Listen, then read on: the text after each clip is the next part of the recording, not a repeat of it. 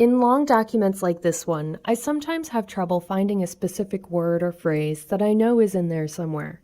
The Find feature can help by searching the document for you.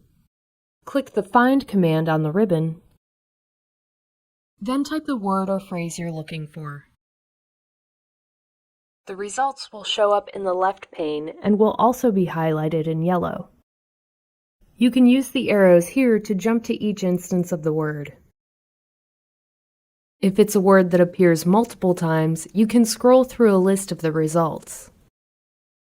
At times, you may find that you've made a mistake throughout your document, or you need to swap a certain word or phrase for another.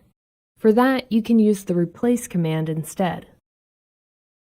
I actually need to change Sewanee Review to the abbreviation SR.